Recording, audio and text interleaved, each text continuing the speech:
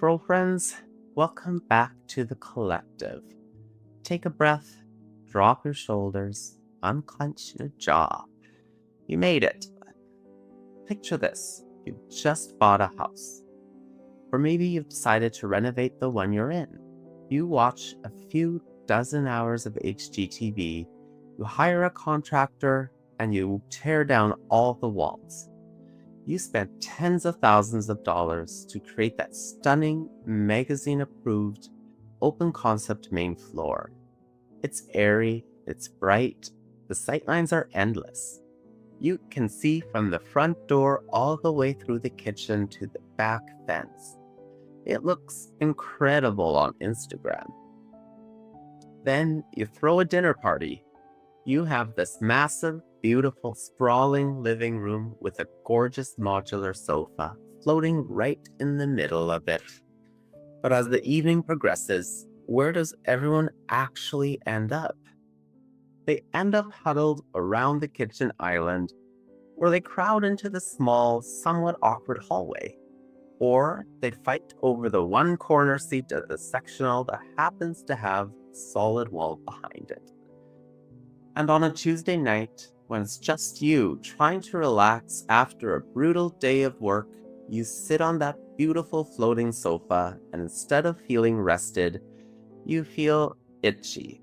You feel exposed. You can't quite focus on your book. You end up scrolling on your phone for 3 hours, feeling vaguely anxious, and eventually you retreat to your bedroom just to feel somewhat settled. Why? Why do we spend millions of dollars and countless hours building these vast, open-concept homes only for our bodies to instinctively, biologically reject them? We have been sold a lie about what makes a space good, and we have been blaming ourselves for feeling bad inside of them. Mess is not a moral failing, it is a design failure. And anxiety in your own living room isn't a personality flaw, it is a biological response to an environment that is treating you with hostility. Last episode, we talked about the biology of light. We talked about how bad lighting, specifically the lack of melanopic lux, makes our nervous system feel unsafe and hijacks our circadian rhythms.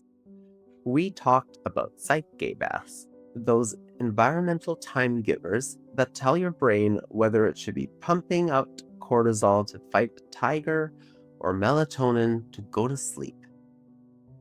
Today, we are moving from the light entering your eyes to the physical space at your back. We are moving from chronobiology to geography. We are doing a massive deep dive into the biology of physical safety. We are talking about Prospect and Refuge, the architecture of privacy, and the exhausting, invisible performance of existing in modern spaces. If we haven't met before, my name is Erns. I am a professional commercial interior designer, NCIDQ certified, and a well-accredited professional. I hold a master's degree in interior design, where my research focused heavily on the neurobiology of the workplace, studying how the built environment physically alters your cortisol levels, your cognitive function, and your nervous system. But beyond the degrees and the gold medals, I am someone who spent a very long time feeling profoundly unsafe in the world. My mission here at Froh Collective is to democratize high-level building science. I want to take the million-dollar research corporations use to optimize office workers and give it to you so you can build a home that treats you with kindness, compassion, and love. I bridge the gap between hard science and soft landings. So grab your coffee, get comfortable, and let's talk about your open concept living room and how it is stressing you out. To understand why our homes often feel like they are fighting us, we have to travel back in time, not to the mid-century modern movement, not to the Victorian era, but back about 200,000 years. Whenever we talk about design here, we view it through the Froh filter. The core tenet of that filter is this: we do not care about the color of the year, we care about the amygdala. You and I, underneath our tailored clothes and our Zoom meeting etiquette, are essentially 200,000-year-old animals trying to survive in drywall boxes. Our brains evolved on the African savanna, and in that environment, your survival depended entirely on your ability to see predators before they saw you, and your ability to hide from them. In 1975, a geographer named J. Appleton formalized this into what is known as Prospect-Refuge Theory. Appleton proposed that human beings have an innate biological preference for environments that offer both prospect, which is a clear, unimpeded view of the surrounding environment, and refuge, a safe, enclosed space where we are protected from behind and above. Think about a cave on the side of a hill overlooking a valley. The valley is the prospect. You can see the water, you can see the gazelles, you can see the approaching lion. The cave is the refuge. Nothing can sneak up behind you, nothing can swoop down from above, and the shadows conceal you from the things you are watching. When an animal has prospect and refuge, its parasympathetic nervous system engages. The body says, I am safe, I can rest, I can digest food, I can sleep, I can heal. When an animal is deprived of these things, when it is out in the middle of a wide open plain with no cover, or trapped in a dark hole with no view of exit, the sympathetic nervous system takes over. The amygdala sounds the alarm. Cortisol and adrenaline flood the bloodstream. The body says, I am exposed, I am in danger, I must be hypervigilant. We intuitively understand this when we look at our pets. If you have a cat or a dog, where do they sleep? Do they sleep dead center in the middle of your kitchen floor? No, they sleep under the table. They sleep wedged in the corner of the sofa. They crawl under the bed. They seek refuge. And yet, we design our homes for ourselves that completely ignore this biological imperative. There is a term in biology called Thigmotaxis. It comes from the Greek thigma, which is touch, and taxis, which is movement. It describes the behavior of an organism to move toward and stay in physical contact with a solid boundary. Wall hugging. Mice do it, fish do it, and humans do it. Thigmotaxis is why, when you walk into a half-empty diner, you automatically slide into the corner booth with your back to the wall, facing the door. You don't choose the wobbly table in the dead center of the room. It's why at dinner parties, people congregate against the kitchen counters or lean against the walls in a hallway. Our bodies crave the tactile reassurance of a boundary. We want to know that nothing is behind us. But what has the modern design industry done? We have fetishized the open concept. We have ripped out the walls, creating vast, echoing plains of hardwood and quartz. And then we take a sofa, the primary piece of furniture meant for resting and vulnerability, and we float it right in the middle of the room, with empty space behind it. When you sit on a floating sofa in an open concept room, your 200,000-year-old animal brain is screaming. It doesn't care that you have a security system or that you live in a safe cul-de-sac. Your sensory gating system is registering the open space behind your head as a vulnerability. Your nervous system is forced into a state of low-grade, constant hypervigilance, and you cannot fully relax Because your biology is quietly scanning the room for leopards. Think of a booth at a restaurant. Everyone loves the booth. Why? Because your back is high and protected, refuge, but you can see the whole restaurant, prospect. You are safe, but you are aware. Now, think of a table in the dead center of the room. You are exposed on 360 degrees. You have high prospect, but zero refuge. Your amygdala, the fear center of your brain, cannot relax because it has to monitor threat vectors from behind you. The core of human biological comfort is this: we want to be seen without being seen. When we don't have both of these things, when we are placed in an environment that is high prospect but zero refuge, or high refuge but zero prospect, our amygdala, which is the threat detection center of our brain, starts firing. It signals the adrenal glands to release cortisol. We enter a state of chronic, low-level physiological stress. Your body is literally bracing for an attack. In my commercial work, and specifically in the workplace, we saw this pattern over and over again. Glass boxes are built for people to work in, thinking it promotes collaboration. Instead, it often promotes stress. Your home might be doing the same thing. So let's deconstruct the psychology of walls. Over the years, I have spent a massive amount of time researching two psychological factors that dictate human well-being: security and territoriality. I drew heavily on the work of environmental psychologist Jacqueline Vichet, specifically her 2005 book, Space Meets Status.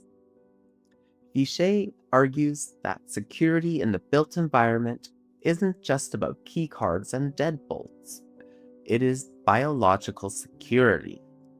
It's the subconscious knowing that your physical form is protected from the rear and the flanks. And territoriality? That is the human need to claim a boundary, to draw a line and say, "This is my safe zone. You cannot enter this without my permission." When a state strips you of your territory and strips you of your refuge, like, say, a completely open plan office or a modern open concept house with floating furniture, you don't just feel annoyed. You don't just feel distracted. Your body enters a state of survival. So let's look at modern architecture. For the last few decades, we have been obsessed with open concept. We equate space with luxury, but biologically, space equals exposure. In the Well Building Standard version 2, under the Mind concept, feature M02, Nature and Place, we talk about biophilic design patterns. One of the critical patterns is this balance of prospect and refuge. A room with 4 glass walls and high ceilings is maximum prospect. It is amazing for taking a photo, but it is terrible for reading a book. When you sit in a room like that, your subconscious mind is working overtime. It is constantly scanning the open field behind you. This creates a low-level physiological arousal, a micro-stress. When I studied Generation Z in the workplace, I found this cohort fascinating because they are the first true digital natives. They are constantly perceived online. What I found is that, unlike millennials who embraced the open office coffee shop vibe, Gen Z workers often crave acoustic and visual privacy. They want walls. They want focus rooms. Why? Because if you are constantly on stage, if you have no refuge, you reach cognitive burnout. During my time working as a research assistant, I analyzed data we had collected with our array or robot of environmental sensors, and the results showed that open environments often had higher noise distraction levels, which correlates directly to stress. But even without the noise, the visual exposure, the feeling of being watched is exhausting. But Prospect and Refuge aren't just about physical safety from predators. In the modern world, the predator is rarely a lion.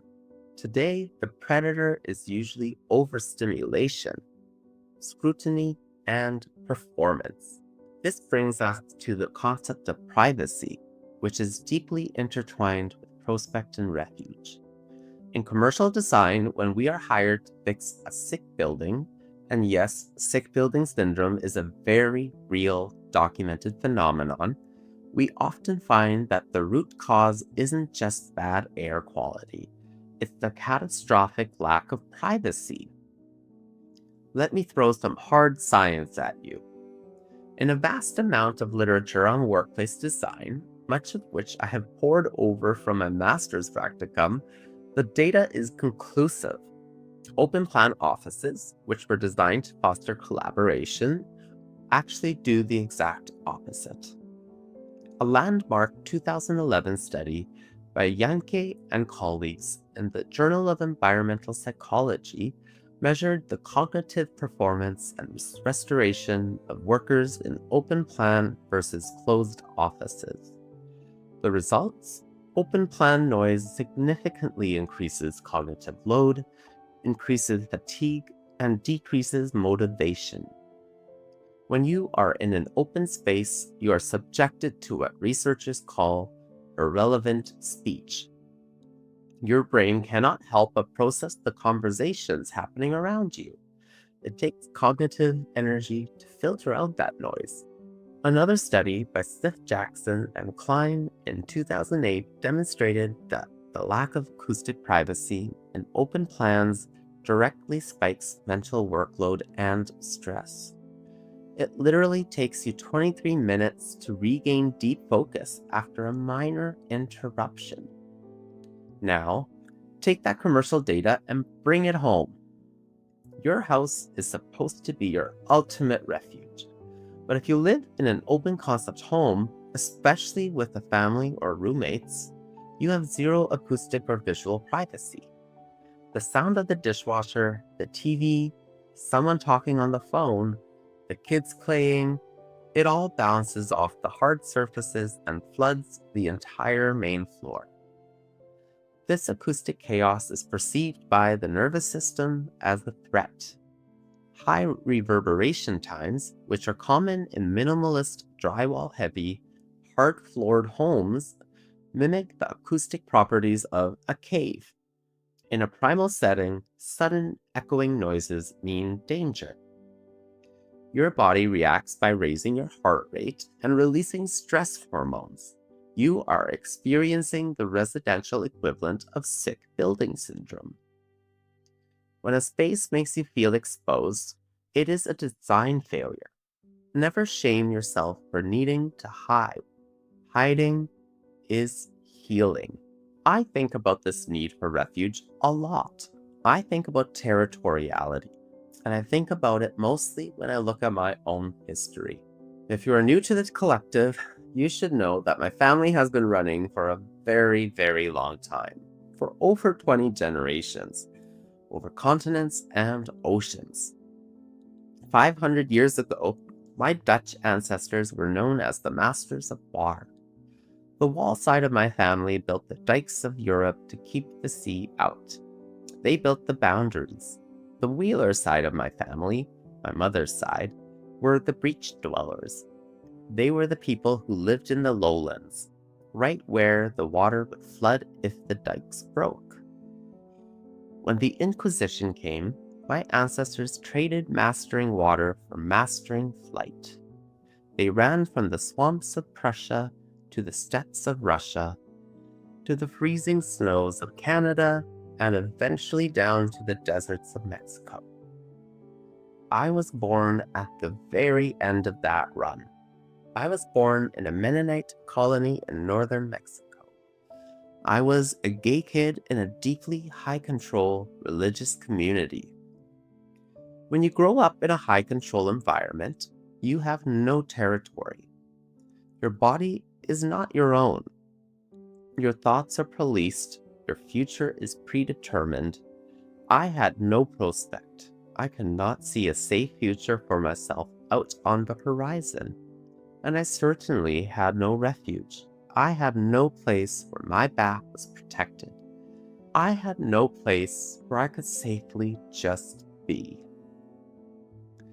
It makes perfect, crystal clear sense to me now why I became an interior designer.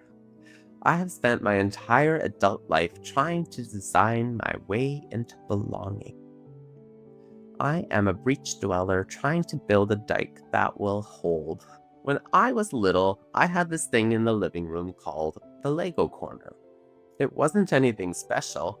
It was just a small, empty, right-angle corner in the living room. But I would take my Legos and I would sit on the floor and I would wedge my body backward until my spine was pressed perfectly into the vertex of those two walls. I would sit there completely flanked by solid drywall facing outwards towards the room. I didn't know the terminology for it then. I didn't know about J. Appleton or the Savannah Hypothesis, but my little animal body was instinctively seeking Geborgenheit. Geborgenheit is this beautiful, untranslatable German word. It means the feeling of being completely held, protected, and safe. It means security, but with a soul. If your home does not give you Geborgenheit, it is failing you. I say this all the time, and I will keep saying it until you believe me. Mess is not a moral failing, it is a design failure. And feeling anxious or exposed or exhausted in your own living room is not your fault. You are not broken. Your house is just being totally rude to your animal self. So, how do we fix it? In the commercial world, we have building standards that legally mandate human health. The leading one is the WELL Building Standard, specifically WELL version 2. This is a system grounded in medical and scientific research that measures how a building impacts human biology. If I am designing a corporate headquarters, I cannot legally or ethically put 100 people in an open room with hard surfaces and no places to hide. Under the WELL version 2 standard, and specifically within the mind concept, there are features dedicated entirely to this. Feature M07 requires the implementation of restorative spaces. These are designed areas that provide a physical and psychological escape from the stress of the open office. They require specific lighting, acoustic isolation, and visual privacy.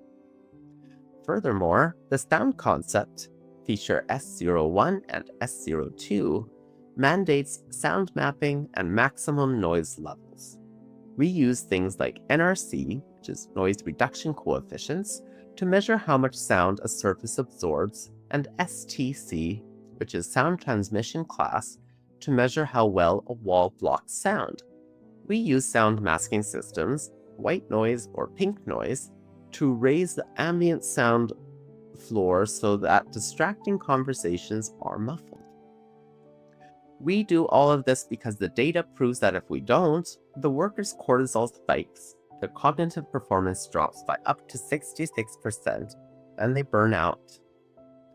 If multi-billion-dollar corporations are willing to spend millions to give their employees acoustic privacy, visual boundaries, and restorative refuge spaces, why on earth are we tearing down all the walls in our own homes and forcing ourselves to live in the exact conditions that cause commercial buildings to fail?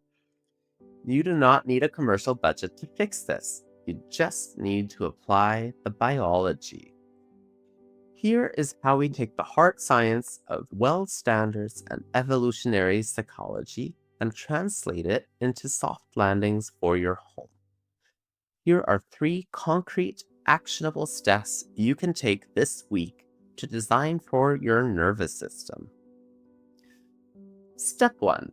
Anchor the animal, or embrace Thigmotaxis. Look at the primary places where you rest in your home: your bed, your sofa, your favorite reading chair. Where are you located in the room? If your sofa is floating in the middle of an open concept room, move it. Push it against a solid wall. If the architecture of the room makes that impossible, you must create a surrogate wall. Put a heavy, solid console table directly behind the sofa. Flank it with a tall, dense potted plant. You need to create a physical barrier that tells your amygdala, nothing can approach me from behind. Apply this to your bed. Never position a bed so that the door opens behind its sleeper's head. The bed must have a solid headboard against a solid wall with a clear view of the door, but tucked away from the direct line of sight from the hallway. Anchor the animal. Step 2. Build a backstage. You must have a stage in your home that is 100% immune from the performance of the front stage. A place where you cannot be perceived. If you live in an open concept home, this can be challenging, but it is vital. Dedicate a corner of a bedroom, a large closet, or a small den to be your restorative space. This is not a place for a desk. This is a place for a high-backed chair.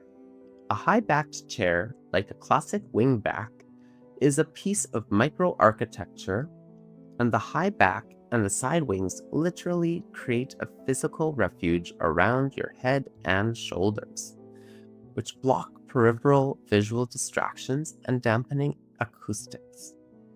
Place that chair in a corner facing out towards a window or the room. I always say my goal in life is to create spaces that feel like a velvet armchair and a sunbeam. Build your backstage. Let your nervous system power down. Step 3. Layer the acoustics. Soften the plane. If you are trapped in an open concept echo chamber, you must lower the reverberation time. Hardwood floors, quartz counters, and drywall act like acoustic mirrors, bouncing every dropped spoon and shouted conversation straight into your brain's threat detection center. You need to introduce high NRC materials. This means heavy, thick textiles. Bring in the thickest, plushest rug you can afford and put it under the living room area. Hang heavy draped curtains on the windows. Even if you keep them open, the fabric will absorb ambient noise. Add soft textured throw pillows. If you really want to hack your biology, introduce biophilic sound masking. A small, high-quality indoor water fountain provides constant, gentle white noise that masks the jarring, sudden noises of the house. It gives your brain a consistent auditory baseline signaling safety. When we design for our biology, we stop fighting our spaces. We stop blaming ourselves for being anxious or distracted or messy. We stop trying to live up to the photograph and we start healing in the environments we build. Give yourself permission this week to rearrange your furniture, move your bed, pull a chair into the corner, turn off the overhead lights, claim your territory. You deserve a space where you do not have to perform. You deserve a refuge. You deserve to feel held. Now that we have the science and theory covered, let's do a house tour. First, the living room. Let's start where we spend the most time relaxing. And I know some of this will be repeat information, but the biggest mistake people make in the living room is what interior designers called floating the furniture. You see this on Instagram all the time. A massive, beautiful beige sectional sofa sitting dead center in the middle of a massive open concept room. The back of the sofa is completely exposed to a busy walkway, or worse, the front door. Your primitive brain hates this. When you sit on that floating sofa, your subconscious is constantly waiting for a saber-toothed tiger, or more likely, your chaotic toddler or your golden retriever, to jump on your neck from behind. You cannot reach a state of deep relaxation because your amygdala is scanning the room behind you. Froh fix, we need to give you artificial refuge. If you must float your sofa because of the architecture of the room, you have to build a faux wall behind it. Put a heavy console table directly against the back of the sofa, flank it with heavy, tall lamps, add some substantial, tall potted plants right behind the seating area, and you need to create an architectural boundary, a visual thicket that tells your spine you are guarded. Nothing can approach you from behind without making a noise or navigating an obstacle. Number 2, the kitchen. The kitchen is the modern hearth. It is the fire we gather around, but the modern kitchen island is notorious for creating high-stress seating. What do? We put 3 backless bar stools at an island and we face them towards the stove. This means the person sitting on the stool has their back completely exposed to the highest traffic corridor in the house. People sit at these islands and they subconsciously eat faster, they talk louder, and they feel agitated because they are biologically vulnerable. Furthermore, think about the cook. In older homes, the stove was often facing a blank wall, meaning the cook had their back to the room. Total lack of prospect, total vulnerability.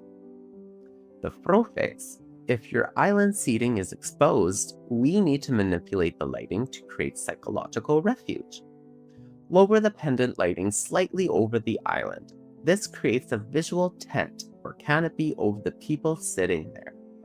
In the well building standard, we talk about creating distinct zones throughout light. Keep the rest of the room brightly lit, prospect, but keep the seating area under a cozy canopy of warmer light, refuge. For the cook, ensure your main prep station, whether that's the sink or the chopping block, is located on the island or a peninsula so you can face outward on the room. Give the cook prospect. Let them survey their territory. Number 3, the dining room.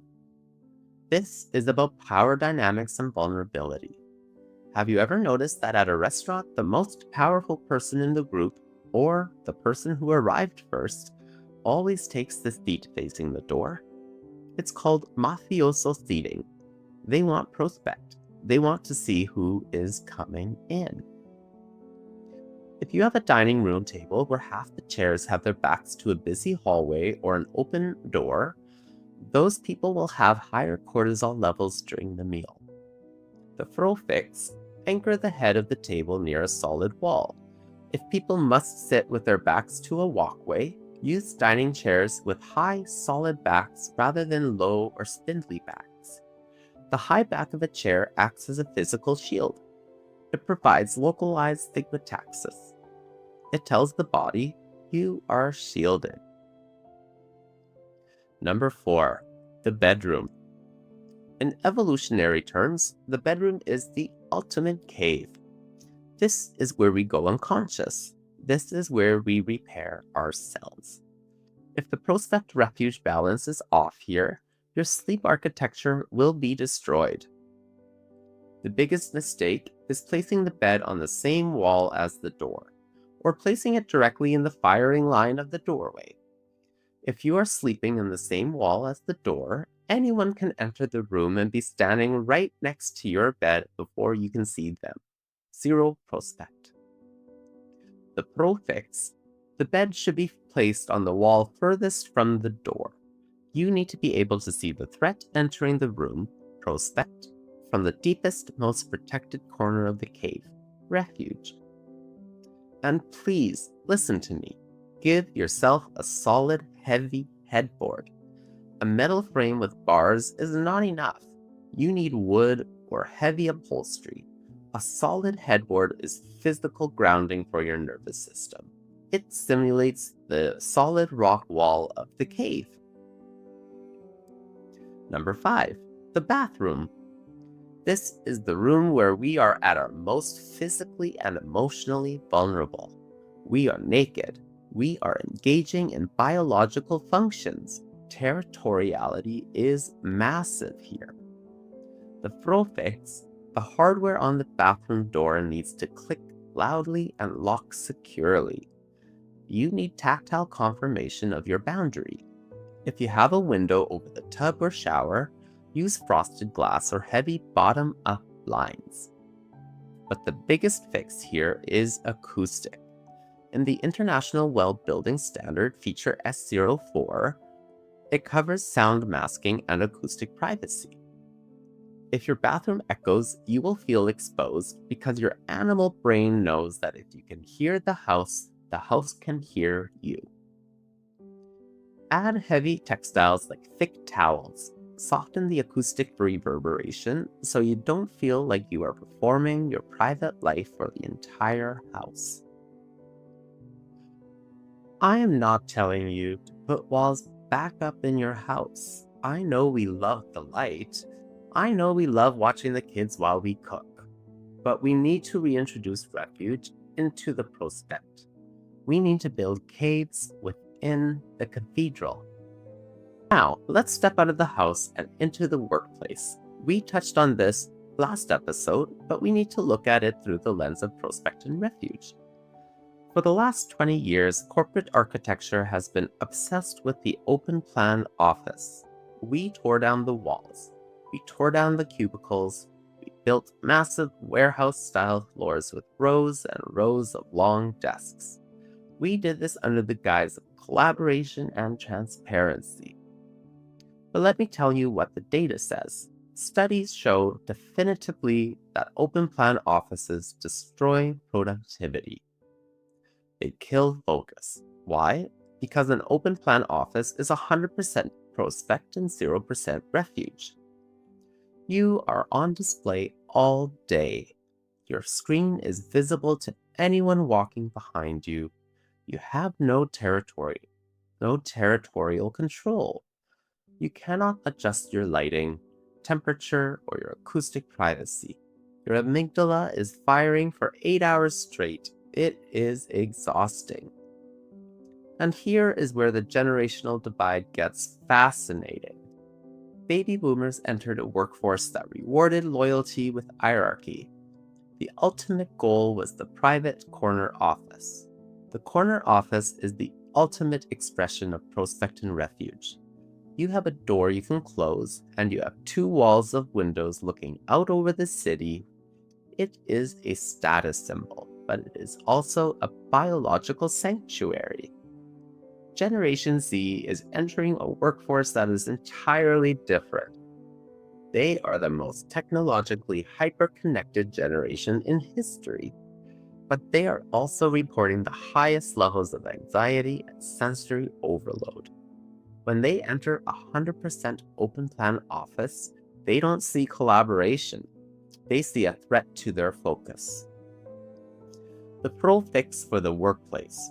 If you want to design for brains and not just headcount, we have to reintroduce refuge to the office.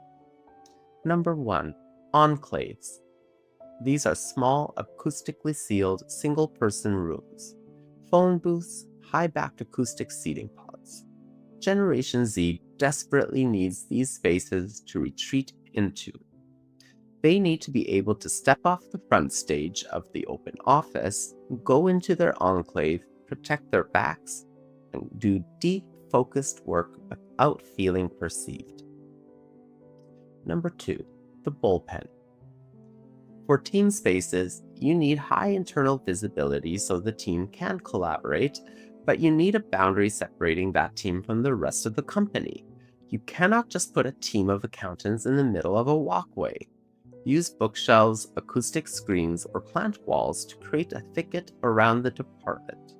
Let them have their own territory. Number 3, the atrium or cafe. This is your high prospect zone. This is the town square. It is vital for social collision and innovation, but it only works if it is optional. You cannot force a worker to sit in the cafe to do their spreadsheets. The cafe is where you go to see the whole tribe, but we must always have the option to retreat to the cave. I want you to be kind to the animal that lives inside you. We like to think we are sophisticated modern creatures who love minimalism. But your brain is 200,000 years old and it is scared of being eaten. If you feel anxious in your big, beautiful home, it is not because you are ungrateful. It is because your home is offering you opportunity but denying you safety. Look around your home tonight. Do you have a place to hide?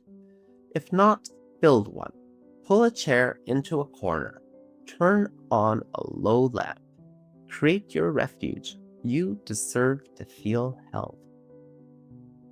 When we design for our biology, we stop fighting our spaces. We stop blaming ourselves for being anxious or distracted or messy. And we start healing in the environments we build.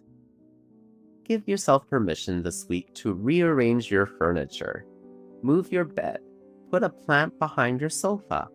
Claim your territory. Designed for your nervous system, not for an Instagram aesthetic. Speaking of exhausting performance of being perceived, next week is video 4, and we are going to dive incredibly deep into the performance of home. We are going to look specifically at the work of sociologist Irving Goffman. We are going to unpack exactly why you are burning out trying to make your house look like a museum for an audience that isn't even there, and why the mess you feel so guilty about is actually just evidence of a life being lived. You really, really won't want to miss it. If you want to go deeper into the science, the history, and the soul of this work, I invite you to come join us over on Patreon. There are different tiers, including the Foundation tier, where you get to vote on the topics we cover next. It is our own little corner of the internet, and I promise you, it feels exactly like sitting in a velvet armchair in a sunbeam. The link is in the description below.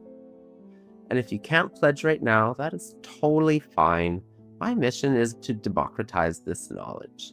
You can support this work simply by hitting the subscribe button, liking this video, and telling me in the comments, where is the one spot in your home that actually feels safe? Let's talk about it. Thank you for your time today. Thank you for letting me into your space. I'm Erns. This is Froh Tell. Stay safe, stay Froh.